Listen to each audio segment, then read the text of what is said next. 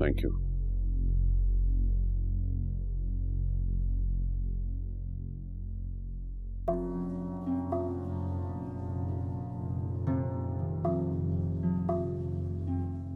क्या बात है, तुम्हारा मूड कुछ ऑफ लग रहा है?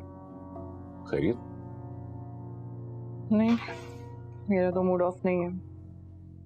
शायद टेंशन्स ले लेकर शक्ल ही ऐसी हो गई है।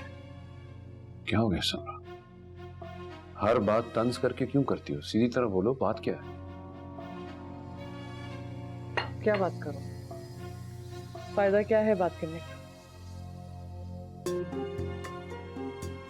आखिर में तुमने अपने बेटे को ही गले लगा के आंसू बहाने, तो फिर मैं क्यों बोलूं? मुझे तो अब ऐसा लगने लगा है कि मुझसे ज्यादा कोई नेगेटिव औरत नहीं है। देखो समरा, मैंने इस मामले में बहुत सोचा और मैं इस नतीजे पे पहुंचा हूं कि रामेश ऐसा नहीं कर सकता। वो ऐसा है ही नहीं।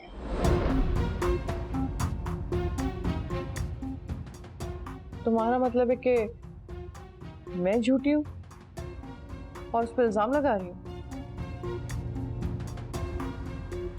मैं कितनी भी उसकी सगी मां बनने की कोशिश कर लूं ना, लेकिन सुतेली तो सुतेली ही होती है और सारी जिंदगी रहती है। नहीं समरा, मेरी बस बस रहने दो, ज्यादा एक्सप्लेनेशन देने की जरूरत नहीं है मुझे। मैं सिर्फ इतना चाहती हूँ कि कल को हमारा बेटा चोर ना बन जाए। समरा प्लीज, तुम्हें रामेश के लिए इस तरह के अल्फाज इस्तेमाल नहीं करने चाहिए। क्या मतलब है? ऐसे कौन से अल्फाज इस्तेमाल कर दिए मैंने जो तुम इतना भड़क गए हो? हाँ, रामेश चोर नहीं है। चोर को चोर ही बोलेंगे ना। अगर इसी तरह तो उसे ढील देते रहे और छुप छुप के यूं गले मिलते रहे ना,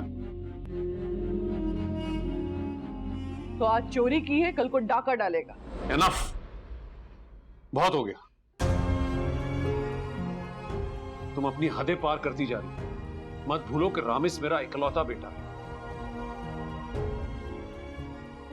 इस तरह के अल्फाज मुंह से निकालने से पहले तुम्हें 100 बार सोच लेना चाहिए। शर्म करो समरा। हाँ हाँ, मुझे ही सोचना चाहिए, मुझे ही शर्म आनी चाहिए। जैसे मैं तो तुम्हारी कुछ हुई ना, सब कुछ रामेश ही है। हाँ, मैं तो तुम्हारी दूसरी बीवी हूँ, जिसे तुम अपना दिल बहलाने के लिए खिलौने की तरह इस घर में ले आए हो। और अब सुलूक भी वैसे ही कर रहे हो जैसे खिलौने से दिल भर जाने की बात किया जाता है। देखो समरा, नहीं सुननी मुझे तुम्हारी कोई बात। तुम मुझे छोड़ क्यों नहीं देते? मुझे रखा हुआ क्यों है जब मेरी कोई वैल्यू नहीं है? छोड़ दो मुझे, just leave me।